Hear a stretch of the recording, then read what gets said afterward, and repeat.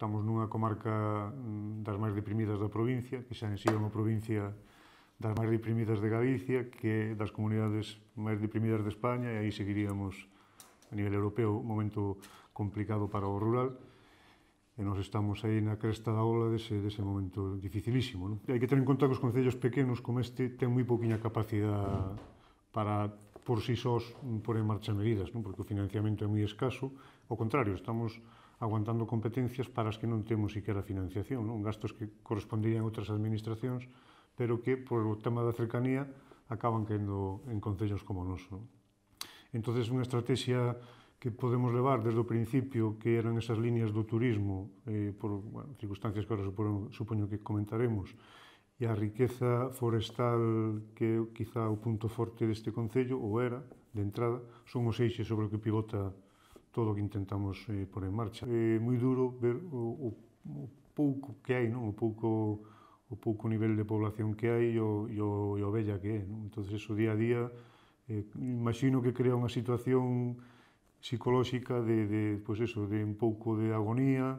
e bastante de traxedia de ver como os povos van desaparecendo cada semana. Ourense é a provincia que se leva a palma no despoboamento e encima sin ningún tipo de iniciativa a nivel xa de goberno provincial ou de goberno galego que queira botar mao desta situación e de cambiálo. Do que eu conozco de Lugo, pois xa completamente distinto, sendo un problema tamén para eles, pero hai unha base de tipo agrario, de tipo cooperativista, de tipo forestal, que está funcionando de outra maneira. Se o pobo desaparece, as zonas de labradío que circundaban os povos, que eran unha franxa natural de protección, porque eso estaba cultivado e, polo tanto, aí non hai maleza, eso desapareceu e hoxe é monte en moi mal estado, en moi mal estado de conservación, porque non hai tratamento de ningún tipo, nin ordenación forestal que os traballe, e o lume, polo tanto, vai a ser moito máis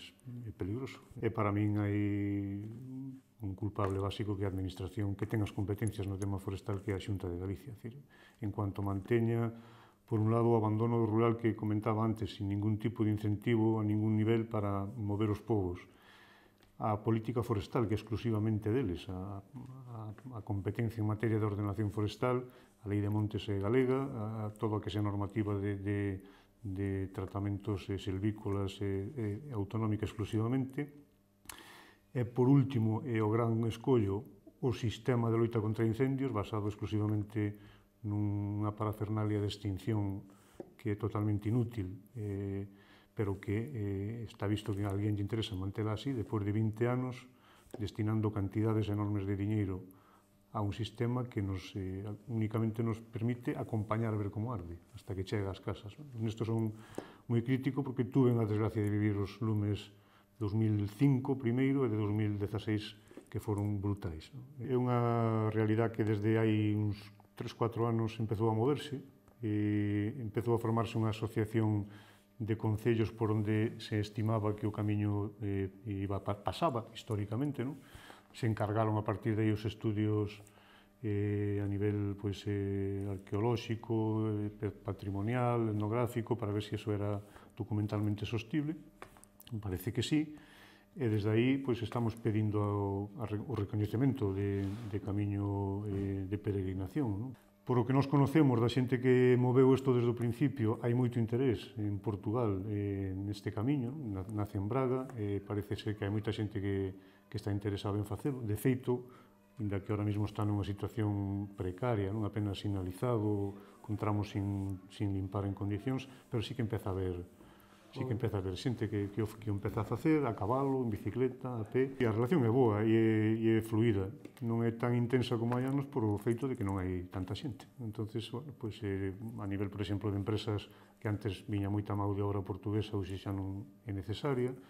O tema de casamentos, por unha cousa máis agradable que se daban, xa ninguén se casa porque non hai xente en edad de casar, pero sí que son as referencias non se perderon, é dicir, todos sabemos o que significa para nós Castro Laboreiro, Ribeiro, a Barcia, son mundos, desde fai moitos anos ligados a nós, e nós para eles igual, e eso sigue estando moi vivo, a identidade de ser un lugar transfronteirizo, onde esa cultura impregna a moitos niveis a vida da xente e mantense así a día de hoxe.